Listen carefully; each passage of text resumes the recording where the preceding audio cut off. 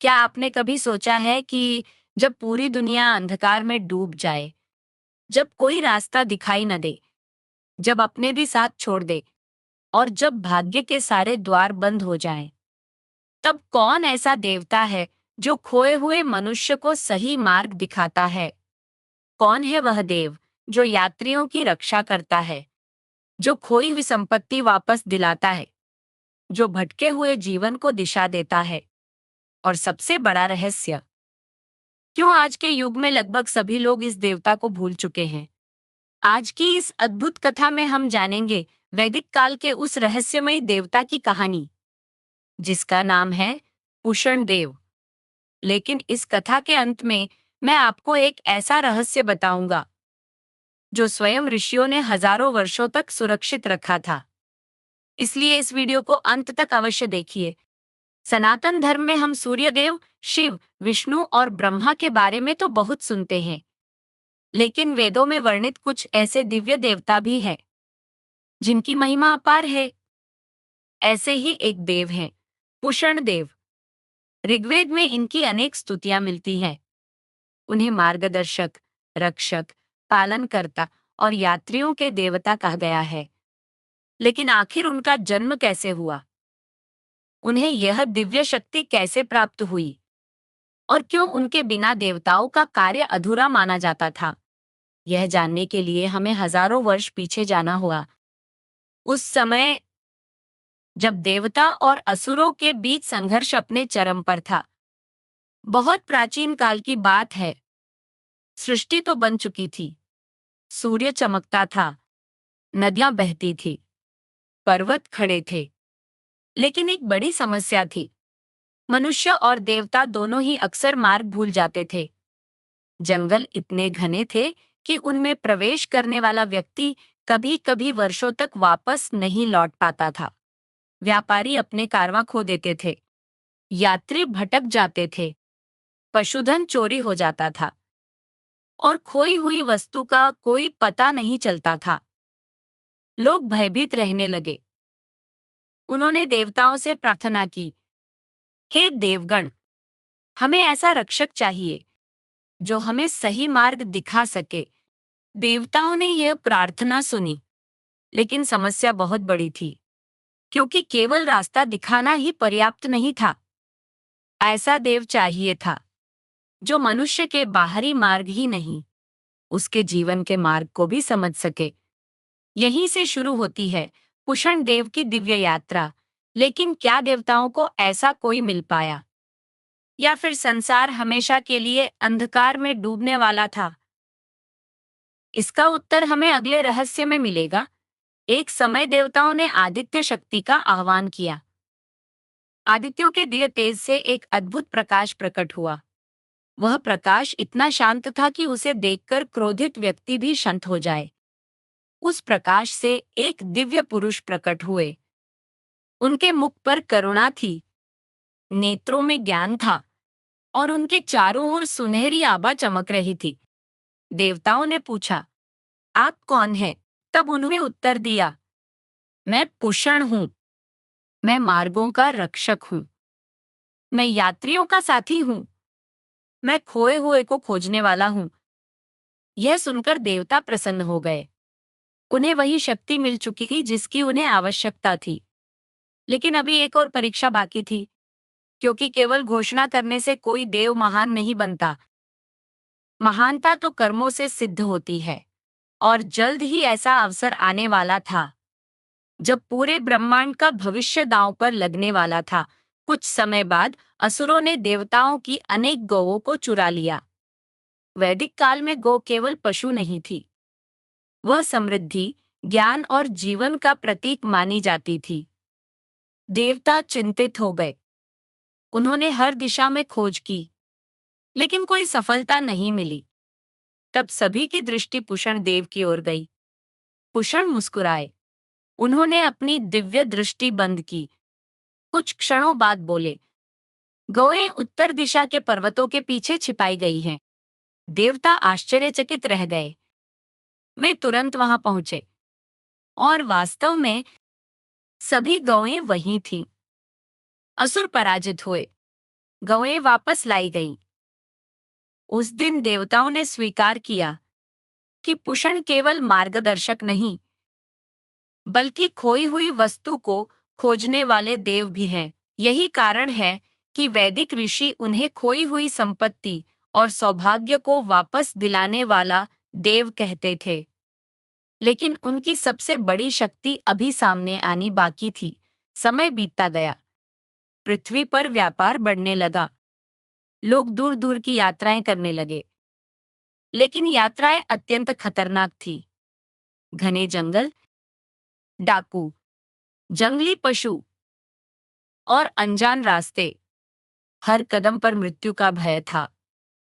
तब लोग यात्रा शुरू करने से पहले पुषण देव का स्मरण करने लगे। कहा जाता है कि जो श्रद्धा से उनका नाम लेता था, उसे सही मार्ग मिल जाता था। कई यात्रियों ने अनुभव किया कि जब वे भटक गए तो अचानक कोई संकेत मिला, कोई पगडंडी दिखाई दी या कोई चरवाहा मार्ग बता गया और वे सुरक्षित लौट आए।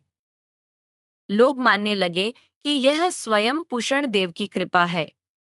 धीरे धीरे वे यात्रियों के संरक्षक देव कहलाने लगे। लेकिन क्या केवल मनुष्य ही उनकी शरण में आते थे? नहीं, एक दिन तो स्वयं देवताओं के राजा इंद्र को भी उनकी सहायता की आवश्यकता पड़ी।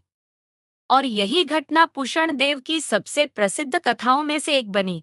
देवताओं के राजा इंद्र अपने पराक्रम के लिए प्रसिद्ध थे। उन्होंने अनेक असुरों का वध किया था। उनकी शक्ति का कोई मुकाबला नहीं था। लेकिन एक समय ऐसा भी आया जब स्वयं इंद्र एक ऐसी समस्या में फंस गए जिसका समाधान बल से नहीं हो सकता था। कथा के अनुसार एक अत्यंत महत्वपूर्ण यज्ञ के लिए देवताओं को एक दिव्य मार्ग से गुजरना था। वह मार्ग साधारण नहीं था। वह लोगों को जोड़ने वाला आध्यात्मिक पथ था। लेकिन समय के साथ वह मार्ग अदृश्य हो गया। देवताओं ने खोज की, ऋषियों ने तप किया, गंधर्वों ने आकाश छाना, लेकिन मार्ग का कोई पता नहीं चला। इंद्र चिंतित हो उठे। यदि वह मार्ग नहीं मिलता तो देवताओं का कार्य अधूरा रह जाता। तब किसी ने सुझाव दिया, हे देवराज, यह कार्य केवल पुषण देव ही कर सकते हैं। इंद्र तुरंत पुषण देव के पास पहुंचे। उन्होंने अपनी समस्या बताई। पुषण देव कुछ क्षण मौन रहे, फिर मुस्कुराते हुए बोले, मार्ग कभी खोता नहीं है। मार्ग तो सदैव वहीं रहता है, खो जाता है केवल देखने वाले का विवेक। यह सुनकर इंद्र आश्चर्यचकित रह गए। पुषण देव ने अपनी दिव्य दृष्टि से उस अदृश्य पथ को देखा और फिर देवताओं को उस दिशा में ले गए। कुछ समय बाद देवताओं को वह दिव्य मार्ग दिखाई देने लगा। कार्य सफल हुआ और इंद्र ने स्वीकार किया कि जहां शक्ति समाप्त हो जाती है, वहां ज्ञान मार्ग दिखाता है। यही कारण है कि वेदों में पुषण देव को केवल मार्गदर्शक नहीं, बल्कि दिव्य बुद्धि का प्रतीक कहा गया है। लेकिन अब आने वाली घटना उनके जीवन की सबसे रहस्यमयी और दुखद कथा है। एक ऐसी घटना जिसने पूरे देवलोक को हिला दिया था। एक समय की बात है। प्रजापति दक्ष ने एक भव्य यज्ञ का आयोजन किया।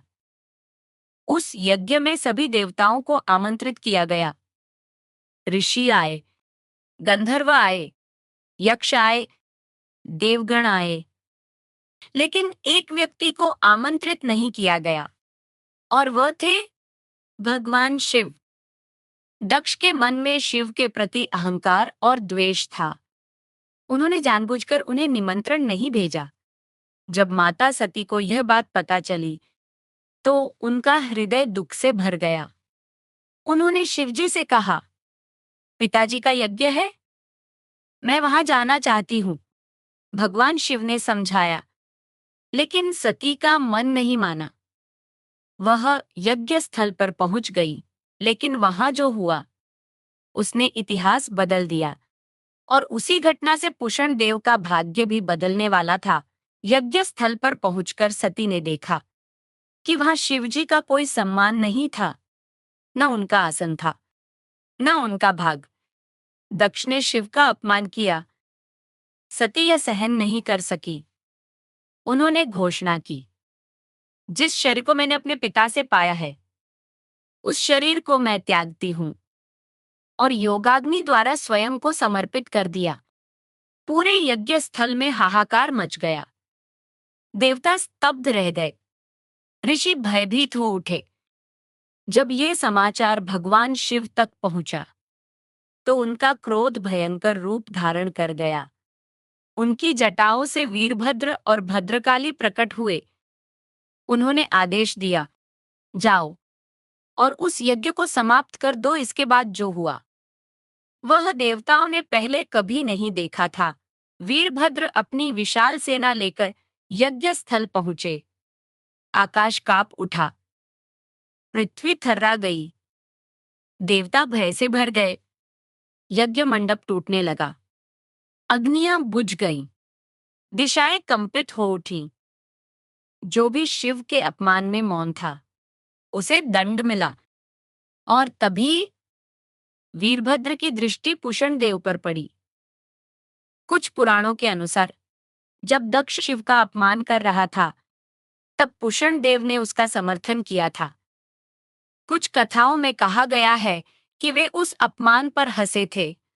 वीरभद्र क्रोधित उठे। उन्होंने पुषण देव को दंड दिया और उनके दांत तोड़ दिए। पूरा देवलोक स्तब्ध रह गया। यही कारण है कि कई प्राचीन ग्रंथों में उल्लेख मिलता है कि बाद में पुषण देव केवल नरम भोजन ग्रहण करते थे।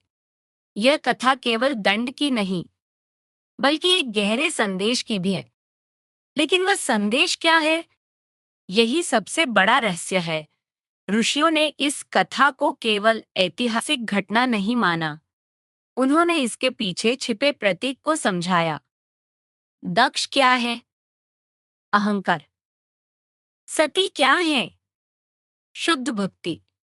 शिव क्या है? परम सत्य। और वीरभद्र, सत्य की रक्षा करने वाली शक्ति। जब अहंकार सत्य का अपमान करता है, तो अंततः विनाश होता है। और जो लोग उस अन्याय का समर्थन करते हैं, उन्हें भी उसके परिणाम भुगतने पड़ते हैं।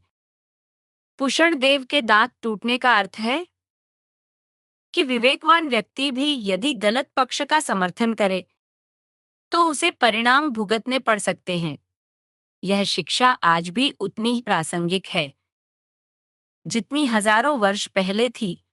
आज शायद हम जंगलों में नहीं भटकते, लेकिन क्या हम जीवन में नहीं भटकते? कभी करियर को लेकर, कभी रिश्तों को लेकर, कभी पैसों को लेकर, कभी अपने उद्देश्य को लेकर। हर व्यक्ति किसी न किसी मोड़ पर रास्ता खोज रहा है। यही पुषण देव का वास्तविक महत्व सामने आता है। वे हमें याद दिलाते हैं कि सही मार्ग बाहर नहीं, पहले भीतर मिलता है। जब मन शांत होता है, तो दिशा स्पष्ट हो जाती है। जब विवेक जागता है, तो भ्रम समाप्त हो जाता है। जब श्रद्धा आती है, तो रास्ते स्वयं बनने लगते हैं। अब आप समझ चुके होंगे कि पुषण देव केवल यात्रियों के रक्षक नहीं थे, वे जीवन के मार्गदर्शक थे। वे खोई हुई वस्तुओं के खोजकर्ता थे। वे विवेक के प्रतीक थे। वे संरक्षण, समृद्धि और सही दिशा के देवता थे। और शायद इसीलिए वेदों में उन्हें इतना महत्वपूर्ण स्थान दिया गया। लेकिन पुषण देव की महिमा केवल देवताओं तक ही सीमित नहीं थी। पृथ्वी पर भी अनेक लोगों ने उनकी कृपा का अनुभव किया। बहुत समय पहले एक छोटे से गांव में एक गरीब चरवाहा रहता था। उसकी सारी संपत्ति उसकी गायें थीं। वही उसकी आजीविका थी। वही उसके परिवार का सहारा थी। एक दिन वह अपनी गायों को लेकर जंगल में गया, लेकिन शाम होने तक उसकी सबसे प्रिय गाय कहीं खो गई। उसने पूरे जंगल में खोजा, हर झाड़ी देखी, हर पगडंडी पर चला, लेकिन गाय का कोई पता नहीं चला। रात होने लगी, अंधेरा बढ़ने लगा। चरवाहे की आंखों में आंसू आ गए। वह जानता था, यदि गाय नहीं मिली तो उसका परिवार भूखा रह जाएगा। थक कर वह एक वृक्ष के नीचे बैठ गया और पहली बार उसने मन से प्रार्थना की, हे मार्गों के देवता, यदि आप वास्तव में हैं तो मेरी सहायता कीजिए। और तभी उसके सामने कुछ ऐसा हुआ जिसे वह जीवन भर नहीं भूल पाया। चरवाहे ने देखा, दूर जंगल में एक हल्की सुनहरी रोशनी दिखाई दे रही थी। पहले उसे लगा कि शायद कोई यात्री होगा, लेकिन वह प्रकाश धीरे धीरे आगे बढ़ने लगा, मानो उसे किसी दिशा में बुला रहा हो। चरवाहा उसके पीछे चल पड़ा। घना जंगल, अंधेरी रात और बीच में वह रहस्यमयी प्रकाश। कुछ समय बाद वह एक छोटी घाटी तक पहुंचा। वहां उसकी गाय सुरक्षित खड़ी थी। न उसे कोई चोट लगी थी, न कोई जंगली पशु उसके पास आया था। चरवाहा खुशी से रो पड़ा। उसने चारों ओर देखा, लेकिन वह प्रकाश गायब हो चुका था। उसे समझ आ गया कि यह कोई साधारण घटना नहीं थी। उसने इसे पुषण देव की कृपा माना। उस दिन के बाद उस गांव में हर यात्रा से पहले पुषण देव का स्मरण किया जाने लगा। लेकिन यह केवल एक व्यक्ति की कहानी नहीं थी। ऐसी अनेक कथाएं पूरे भारत में सुनाई जाती थी। कहा जाता है कि प्राचीन ऋषि जब लंबी यात्राओं पर निकलते थे तो वे केवल शारीरिक तैयारी नहीं करते थे, वे मानसिक तैयारी भी करते थे। उनका मानना था कि जीवन की सबसे बड़ी यात्रा बाहरी नहीं, भीतरी होती है। इसलिए वे पुषण देव का ध्यान करते थे, क्योंकि पुषण केवल रास्ता नहीं दिखाते, वे भ्रम भी दूर करते हैं। जब मन भ्रमित होता है तो सही मार्ग सामने होते हुए भी दिखाई नहीं देता, लेकिन जब विवेक जागृत होता है तो कठिन से कठिन मार्ग भी स्पष्ट हो जाता है। आज का युग कलयुग का युग कहा जाता है। ज्ञान पहले से अधिक है, तकनीक पहले से अधिक है, सुविधाएं पहले से अधिक हैं, लेकिन फिर भी मनुष्य पहले से अधिक भटका हुआ है। क्यों? क्योंकि दिशा की कमी है। लोग जानते हैं कि उन्हें क्या चाहिए, लेकिन यह नहीं जानते कि वहां पहुंचना कैसे है। कई लोग धन के पीछे भागते हैं, कई लोग प्रसिद्धि के पीछे, कई लोग दूसरों की नकल करते रहते हैं और अंत में स्वयं को ही खो देते हैं। यही वह समय है जब कुषण देव की शिक्षा सबसे अधिक महत्वपूर्ण हो जाती है। लेकिन क्या केवल सही मार्ग जाना ही पर्याप्त है? नहीं, क्योंकि मार्ग मिलने के बाद भी उस पर चलने का साहस चाहिए। और यही अगला रहस्य है। पुषण देव की कथा हमें 3 महान शिक्षाएं देती है। पहली शिक्षा, यदि दिशा सही हो तो गति धीमी होने से कोई फर्क नहीं पड़ता। धीरे चलकर भी मंजिल पाई जा सकती है, लेकिन गलत दिशा में दौड़ने से केवल दूरी बढ़ती है। दूसरी शिक्षा, जो खो गया है वह हमेशा के लिए समाप्त नहीं होता। कभी कभी धैर्य और विश्वास से वह वापस मिल सकता है, चाहे वह अवसर हो, संबंध हो या आत्मविश्वास। तीसरी शिक्षा, सच्चा मार्गदर्शक वह नहीं जो आपको अपने पीछे चलाए। सच्चा मार्गदर्शक वह है जो आपको स्वयं का मार्ग खोजने में सहायता करे। और यही कार्य पुषण देव करते हैं। अब इस पूरी कथा को एक बार फिर समझिए। जब संसार दिशाहीन था, पुषण प्रकट हुए। जब देवताओं की गौएं खो गई, उन्होंने उन्हें खोज निकाला। जब यात्रियों को सुरक्षा चाहिए थी, वे उनके रक्षक बने। जब इंद्र को मार्ग चाहिए था, उन्होंने दिशा दिखाई। जब दक्ष यज्ञ में अहंकार बढ़ा, तो उनकी कथा ने एक गहरा सबक दिया। और आज जब मनुष्य अपने ही जीवन में भटक रहा है, तब भी उनकी शिक्षा उतनी ही प्रासंगिक है। कुषण देव हमें बताते हैं, मार्ग बाहर नहीं बनता, मार्ग भीतर बनता है। जब विचार स्पष्ट होते हैं तो दिशा स्पष्ट होती है। जब दिशा स्पष्ट होती है तो भाग्य बदलने लगता है, और जब भाग्य बदलता है तो जीवन भी बदल जाता है।